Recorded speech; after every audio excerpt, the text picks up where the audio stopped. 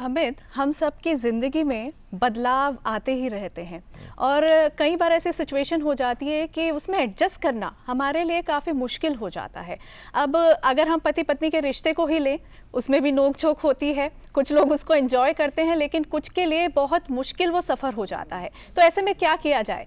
Mental health segment में आज हम इसी पर बात करने वाले हैं। भावना, मुझे लगता है शायद ही कोई घर परिवार होगा जहाँ मियाँ बीवी के बीच में नोक झोंक ना होती हो। बिल्कुल, और शायद ये नोक झोंक प्यार का ही हिस्सा है।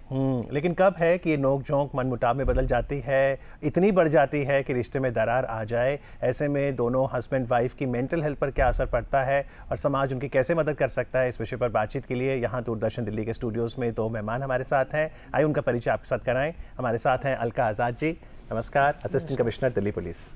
और हमारे साथ हैं doctor RP Beniwal, professor department of psychiatry, RML hospital. आपका स्वागत है हमारे कार्यक्रम में। सुप्रभात। अलका जी, आपसे शुरू करेंगे।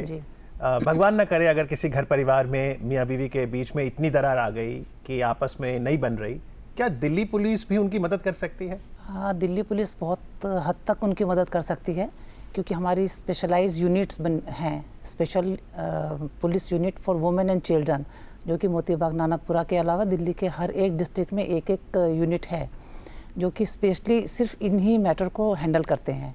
मैट्रिमोनियल डिस्प्यूट के लिए हमारा ट्रेंड स्टाफ होता है, जो कि इनकी बातों को सुनता है, समझते हैं, और उसके बाद इन लोगों को एक प्लेटफॉर्म दिया जाता है कि ये लोग अपनी बात को रखें। तो जब ये बात रखते हैं तो क्या झगड़े, क्या कारण क्या रहता है मोस्टली? देखिए, कारण तो बहुत कारण होते हैं। छोटी छोटी बातों का कारण भी बड़ा बन जाता है, तो इसलिए कोई कारण, कोई एक स्पेसिफिक कारण नहीं होता है। कई बार होता है क्या है कि उनको सुनने वाला कोई नहीं होता है कि वो अपने मन की बात किससे कहे। अपने लड़की अगर अपने पेरेंट्स से कहती है तो उसको लगता है कि उनको दुख होगा, डिस्टर्बेंस होगी, मैं ऐसा किसको बताऊं मैं। तो पुलिस एक ऐसी जगह है, पुलिस एक ऐसी संस्था है कि इंस्टीट्यूट है, जहाँ पर हम लोग उनकी काउंसलिंग के दौरान में उनको बहुत पेशेंस से सुनते हैं कि आप अपनी बात बताइए। चलिए हमारी जनता को आज पता चल रहा है कि पुलिस भी आपको काउंसिल कर सकती है, आपको हेल्प कर सकती है, आपके रिश्तों को सुधारा जा सकता है। डॉक्टर बेनीवाल, अगर हम बात करें एडजस्टमेंट की, ऐसा मतलब क्या हो जाता है कि कुछ लोग बहुत आसानी से एडजस्ट कर लेते हैं लेकिन कुछ लोगों को बहुत दिक्कत आ जाती है?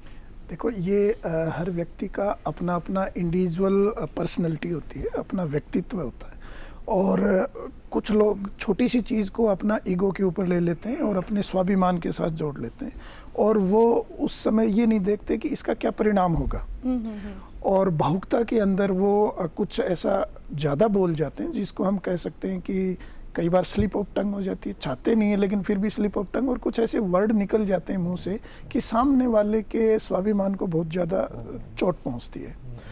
तो ऐसी चीज़ों में जो हम देखते हैं कि जो कपल्स होते हैं, न्यूली मैरिड कपल्स होते हैं, उनके अंदर ये छोटी छोटी चीज़ें हैं वो बहुत बड़ी बन जाती हैं। इशू कुछ नहीं होता जब वो हमारे पास आते हैं, या जैसे पुलिस फैमिली काउंसलिंग में जाते हैं, पुलिस इंटरवेंशन सेंटर, तो वहाँ निकलता कुछ भी नहीं है।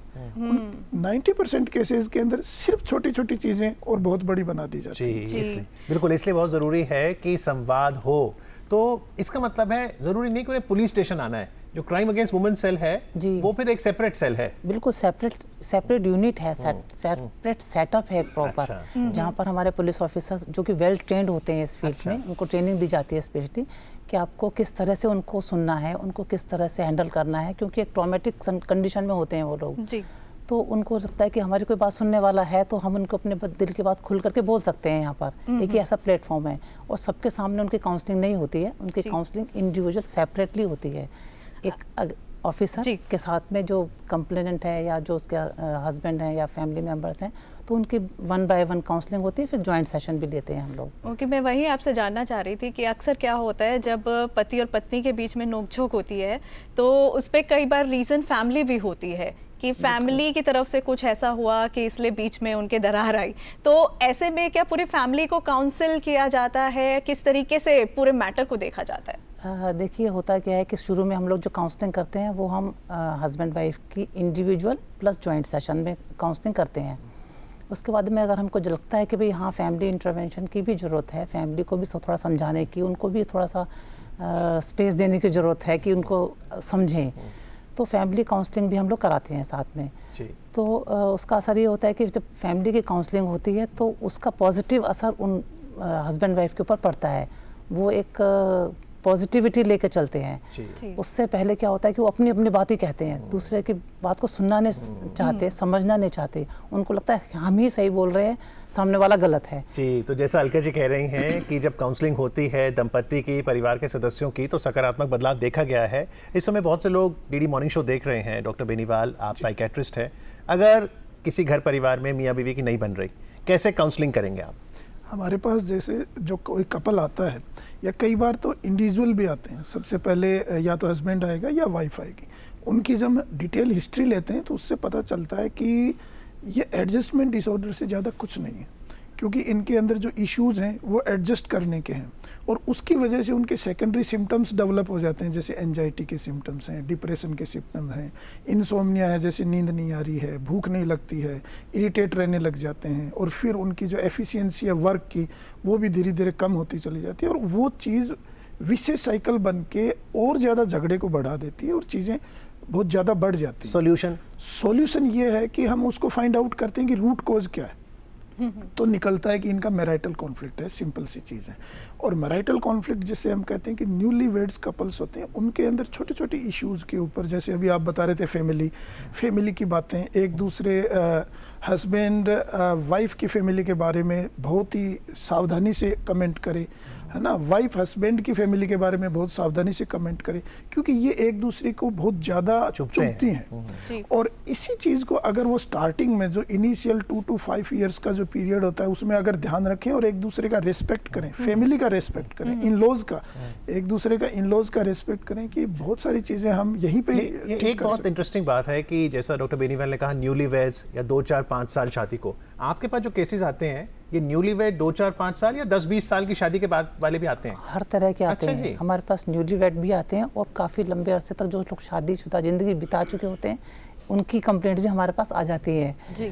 तो कोई एक टाइम लिमिट नहीं है इसमें कि न्यूली वेड कपल्स ही आएंगे या 20-30 साल वाले भी आ जाते हैं हमारे पास, क्योंकि उनके भी डिस्प्यूट हैं, अलग अलग एंगल के, अलग अलग तरह के। डॉक्टर बेनीवाल,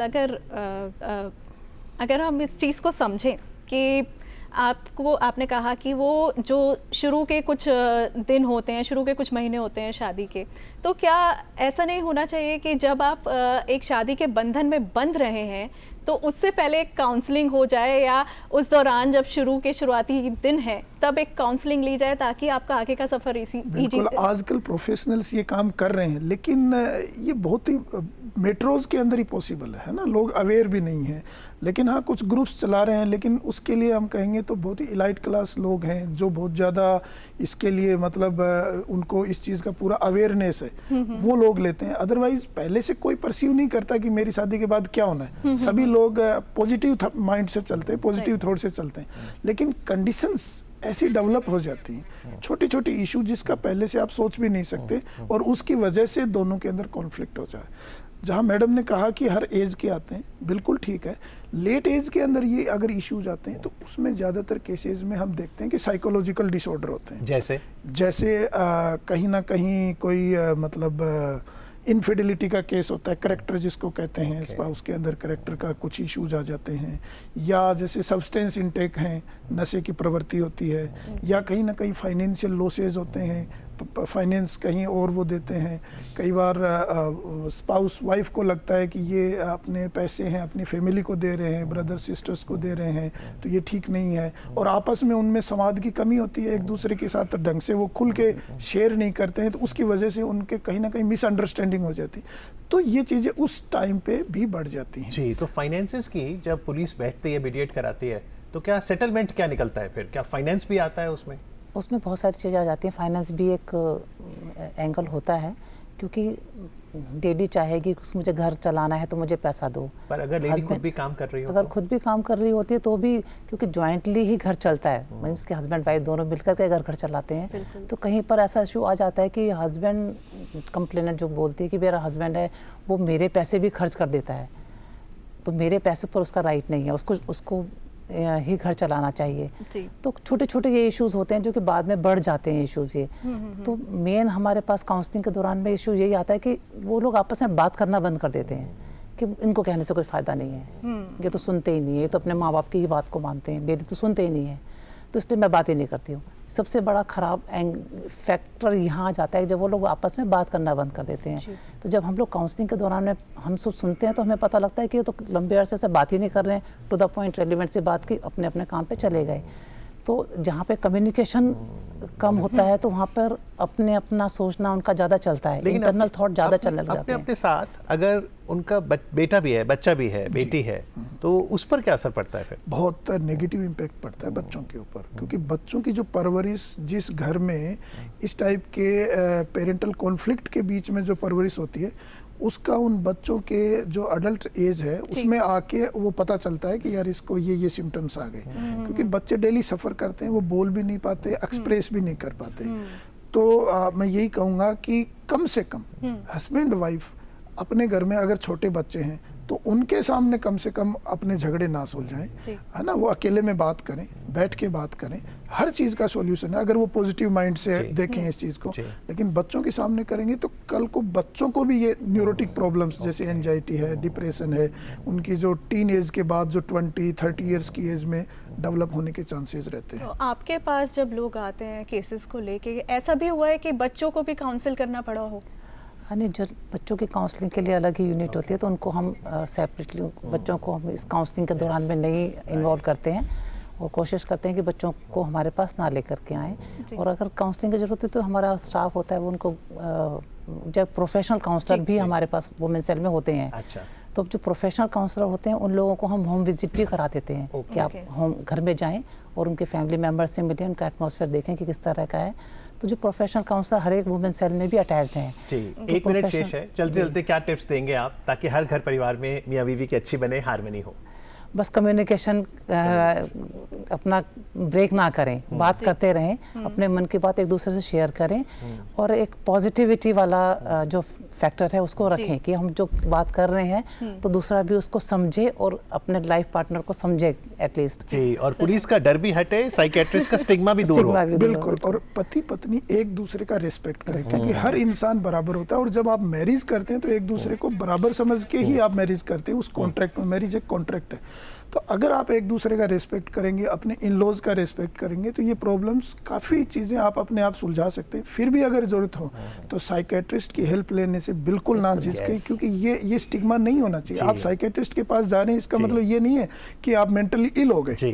आप बहुत सी चीज़ों के लिए साइकियाट्रिस्ट को कंसल्ट कर सकते हैं, सिंपल स्लीप के लिए, सिंपल एंजाइटी के लिए, घबराहट के लिए, पैल्पिटेशंस के लिए, और सिंपल हम जैसे टोबैको चेविंग है, अल्कोहल ड्रिंकिंग, उन सब के लिए आप छोटी छोटी चीज़ों के लिए जा सकते हैं। निष्कर्ष ये निकला कि कम्युनिकेशन जरूर हो, किसी भी रिश्ते में ट्रस्ट हो, रिस्पेक्ट हो, लेकिन भगवान न करे अगर कहीं दरार आ जाए तो पुलिस का डर मत रखें, साइकियाट्रिस्ट का स्टिग्मा ना रखें, मदद मौजूद है, मदद मांगे। आज हमें इस विषय पे समझाने के लिए अलका जी आपका, डॉक्टर बेनीवाल आपका बहुत बहुत धन्यवाद। जी, थैंक यू सो मच।